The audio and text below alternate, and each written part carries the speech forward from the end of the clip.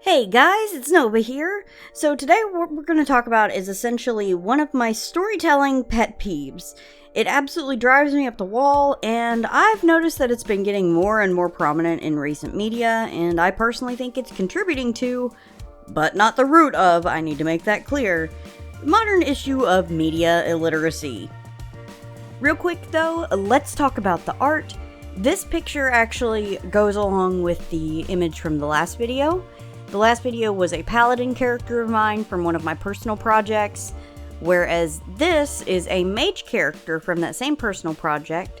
He is not an elf. I know he looks like an elf.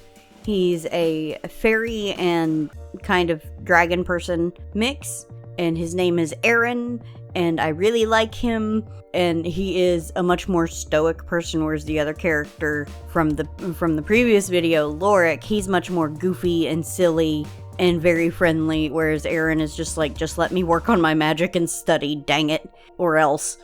He is very much so a studious and more serious character, and Lorik is more silly and goofy and friendly, essentially golden retriever person, honestly.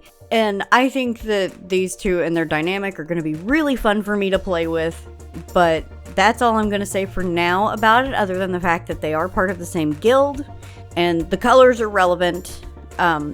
Lorik is wearing blue because he's a paladin, and in the guild they're a part of, paladins wear blue, mages wear red, and higher-ups wear purple. So both, doesn't matter whether they're a paladin or a mage. I'll get more into this particular discussion and topic about the details of it whenever I do a video that's going to focus on chatting about what I have with it.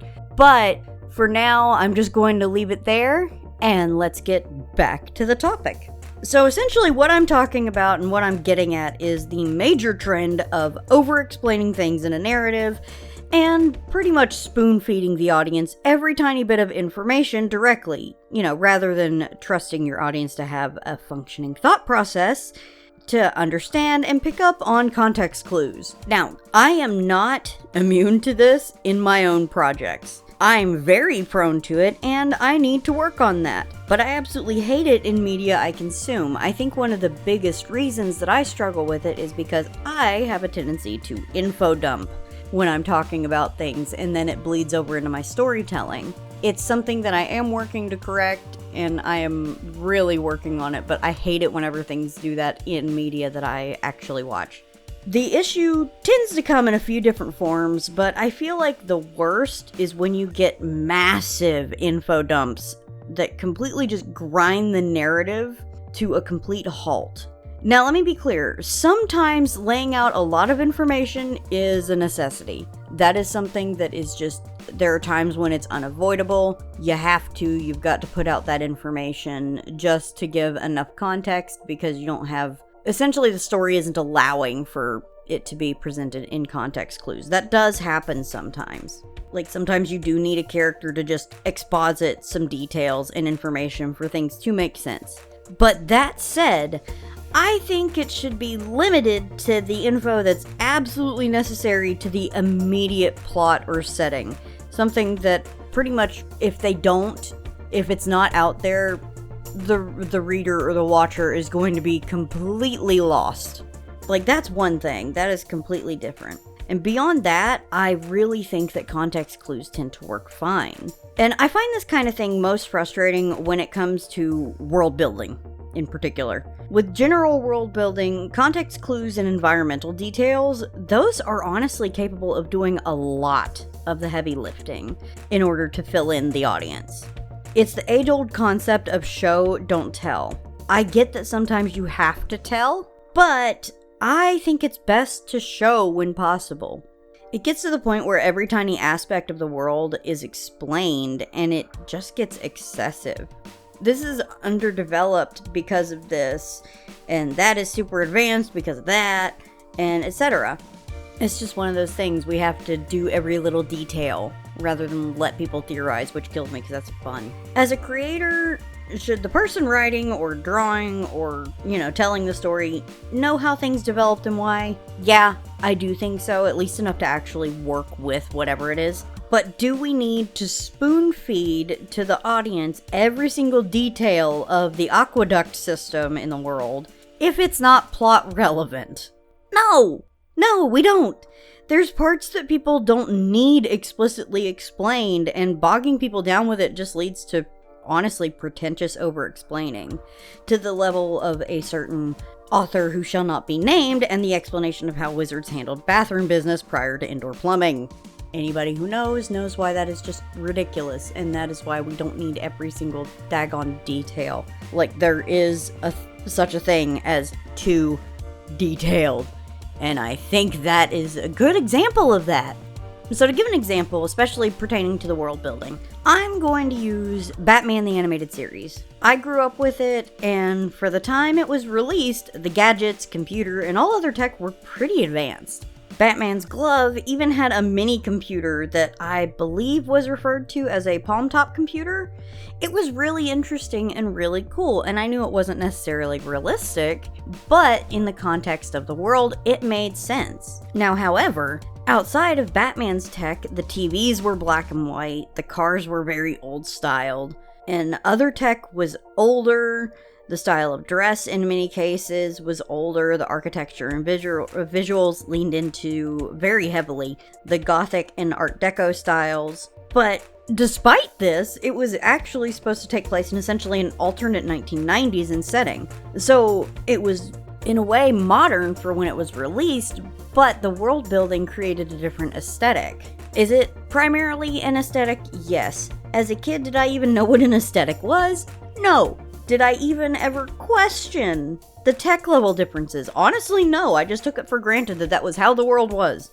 Believe it or not, oftentimes an audience will just accept things as a feature of the world. Will people speculate on it? Yeah, of course they will. Humans are curious, and they're going to try and figure things out and put things together.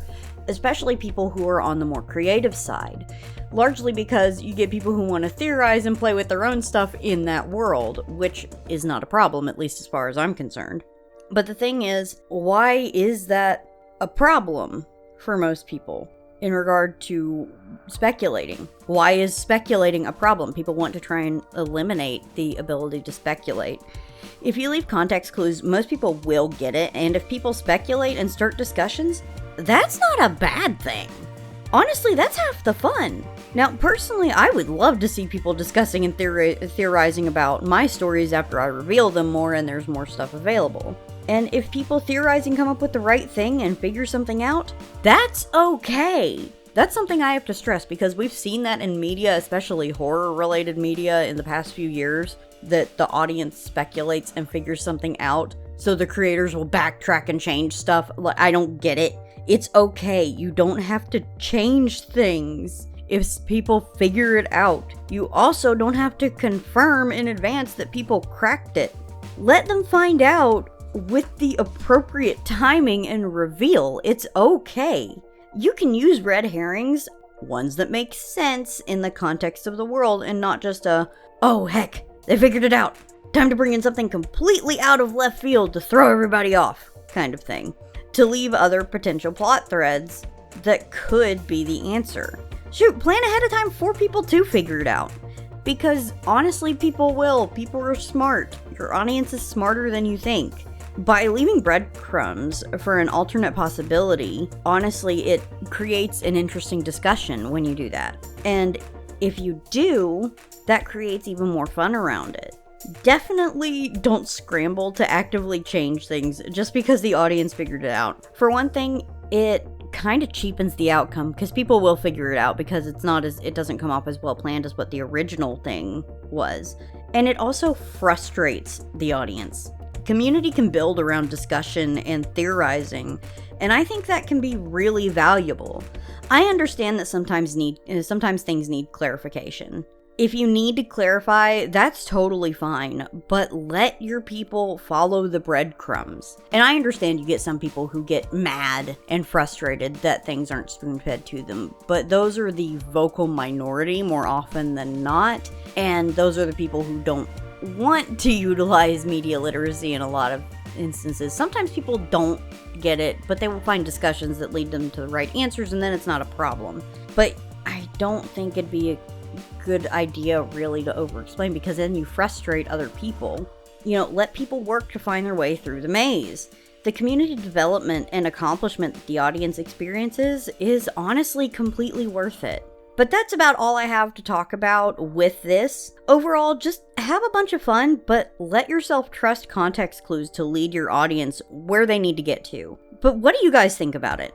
I hope I've made my thoughts on it pretty clear, and I do want to hear your thoughts on it. Let me know down below, and give the video a like if you enjoyed it. And if you have other thoughts on why it's better for things to be more spoon-fed and more outright clear.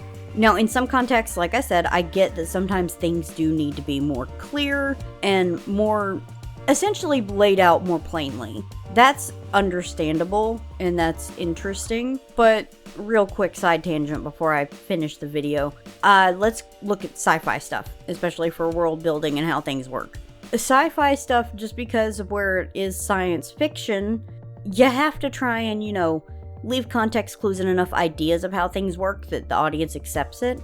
But you literally can't explain the details of how it works in a lot of ways, because otherwise it wouldn't be science fiction. We would be able to actively do it. So it's one of those things where inherently, because of the genre, you have to leave it just at context clues. And I think that actually is a really good example of ways where it shows that you don't have to over-explain, and where over-explaining can actually lead to issues if you're not careful. But getting back to ending the video, definitely let me know what you guys think on things and what your thoughts are.